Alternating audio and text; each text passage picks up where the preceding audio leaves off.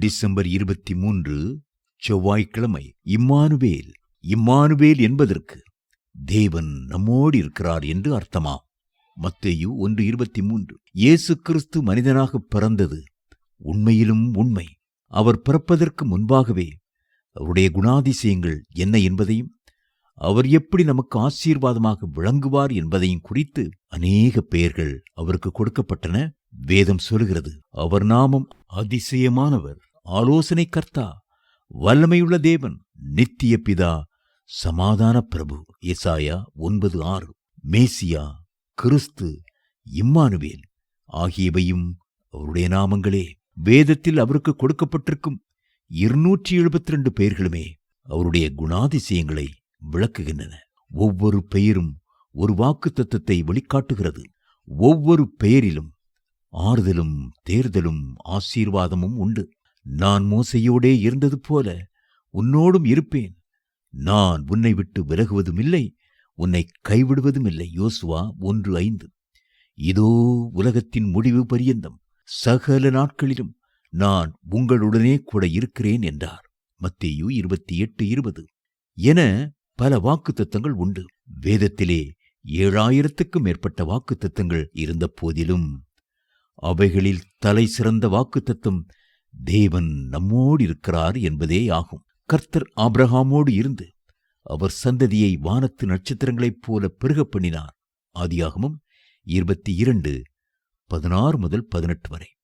ஈசாக்கோடு கூட இருந்தார். அவர் விதை விதைத்த போது 100 மடங்கு அறுவடை காண செய்தார். ஆதியாகமம் 26:12. கர்த்தர் யாக்கோபோடு இருந்தார். அவர் தன் தேசத்திற்கு திரும்பி வரப்பண்ணுவதை வாக்குத்தத்தமாய் கொடுத்தார். ஆதியாகமம் 28:15. யோசேப்பு இளமையில் எவ்வளவோ பாடு அனுபவித்த போதிலும் கர்த்தர் அவரோடு இருந்து மேன்மையாய் மகிமையாய் உயர்த்தினார். கர்த்தர் தாவீதோடு இருந்தார். அவர் என் வலது பார்சத்தில் இருக்கிறபடியால் நான் அசைக்கப்படுவதில்லை. சங்கீதம் 16:8. கர்த்தர் யோபுவோடு இருந்து அவருடைய முன்னிலைமையை பார்க்கிலும் பின் நிலைமையை இரட்டிப்பாய் ஆசீர்வதித்தார். யோபு 42:10. வேதம் சொல்கிறது, நீ தண்ணீர்களை கடக்கும்போது நான் உன்னோடு இருப்பேன், நீ ஆறுகளை கடக்கும்போது அவைகள் உன்மேல் புரளுவதில்லை, நீ அக்கினியில் நடக்கும்போது வேகாதிருப்பாய், அக்கினி ஜுவாலை உன் பேரில் பற்றாது. ஏசாயா 43:2.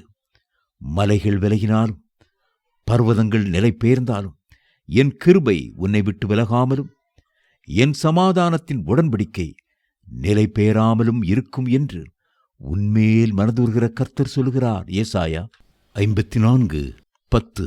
தேவ பிள்ளைகளே, அந்த இம்மானுவேலரின் இனிய பிரசன்னம் இந்த கிறிஸ்துமஸ் நாட்களில் மட்டுமல்லாமல் வருடம் முழுவதிலும் உங்களை சூழ்ந்து கொள்வதாக.